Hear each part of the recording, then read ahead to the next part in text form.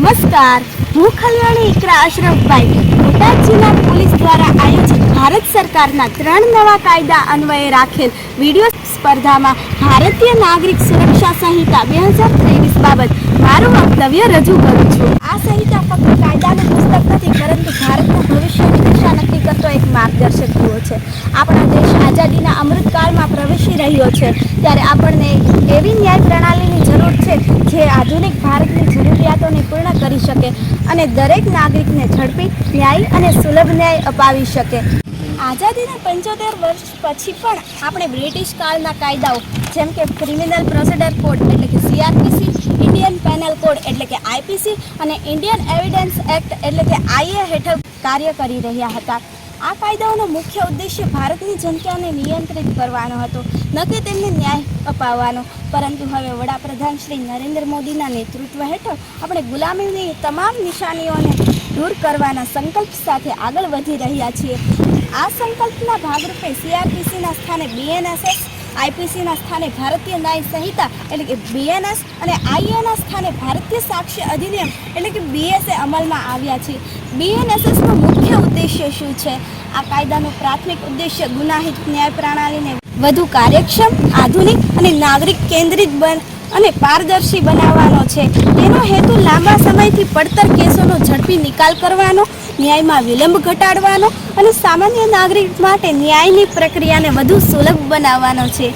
BNSSની મુખ્ય વિશેષતાઓ શું છે? તો કે આ કાયદામાં એવી અનેક જોગવાઈઓ છે જે તેના પુરોગામી કાયદા કરતાં અલગ અને શ્રેષ્ઠ બનાવે છે. પહેલું છે ઝડપી ન્યાય. BNSS કેસોના ઝડપી નિકાલ માટે સમય મર્યાદા નક્કી કરે છે.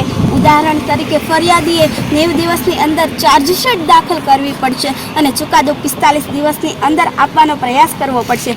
આનાથી ન્યાયમાં થતો અકારણ વિલંબ અટકશે. બીજું છે ડિજિટલ પુરાવાનો સ્વીકાર. આધુનિક ટેકનોલોજીને ધ્યાનમાં રાખીને BNSS ઇલેક્ટ્રોનિક અને ડિજિટલ પુરાવાઓને કાયદેસર બનશે. વિડીયોગ્રાફી ફરજિયાત. પોલીસ દ્વારા સ્થળ તપાસ, સર્ચ, સીઝ અને મુદ્દામાલ કબજે કરતી વખતે વિડીયોગ્રાફી. આનાથી તપાસ પ્રક્રિયા વધુ આધુનિક અને પુરાવા આધારિત બનશે. ત્રીજું છે વિડીયોગ્રાફી ફરજિયાત.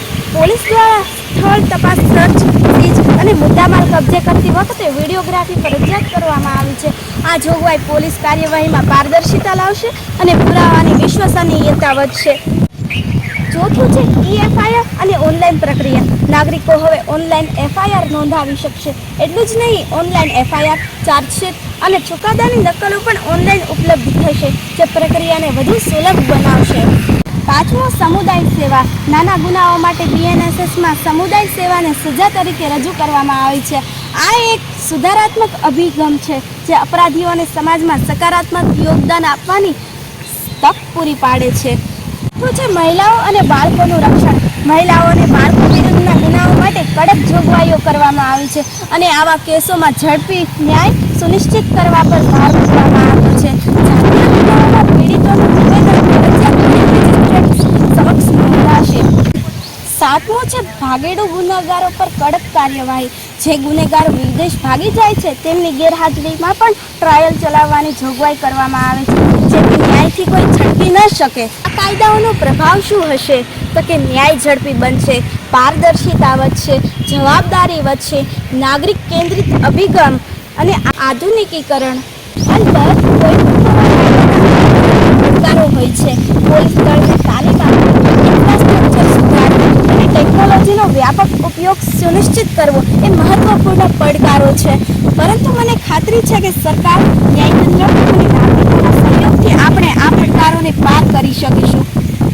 નિષ્કર્ષમાં ભારતીય નાગરિક સુરક્ષા સંહિતા 2023 એ એક ન્યાયી, સુરક્ષિત અને આધુનિક ભારતના નિર્માણ તરફનું એક મહત્વપૂર્ણ પગલું છે. તે ન્યાયમાં વિલંબ એટલે ન્યાયનો ઇનકારના સિદ્ધાંતને ભૂંસી નાખે છે અને દરેક નાગરિકને ઝડપી,